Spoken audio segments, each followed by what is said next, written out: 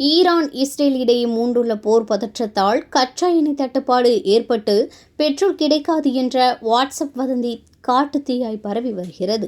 தமிழகத்தில் பல்வேறு பகுதிகளில் பெட்ரோல் தீர்ந்துவிட்டதாக கிளம்பிய தகவலால் அலறியடித்த பொதுமக்கள் அருகில் உள்ள பெட்ரோல் பங்குகளை நோக்கி தங்கள் வாகனத்தை திருப்பினார்கள்.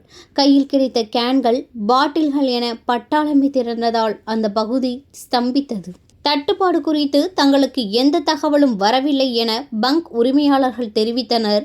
மக்கள் விடாப்பிடியாக பெட்ரோல் நிரப்புவதிலேயே குறியாக இருந்தனர்.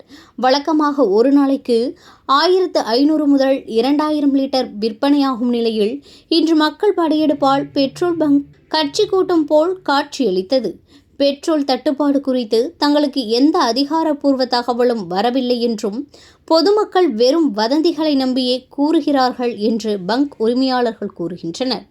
டீசல் தட்டுப்பாடு குறித்து அரசு எந்த அறிவிப்பும் இதுவரை வெளியிடவில்லை. ஆனால் மக்கள் தேவையற்ற புரளிகளை நம்பி ஏமாறுகின்றனர்.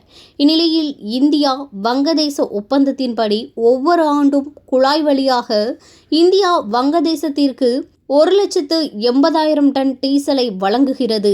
இதன் ஒரு பகுதியாக கடந்த 10/3/2026 அன்று 5,000 டன் டீசல் அந்த ஒப்பந்தத்தின் ஒரு பகுதியாக வழங்கப்பட்டது. இந்நிலையில் வங்கதேசத்திற்கு வழங்க டீசல் உள்ள நிலையில் நம் நாட்டிற்கு தற்போதைக்கு டீசல் தட்டுப்பாடு இல்லை என தெரிவிக்கப்பட்டுள்ளது.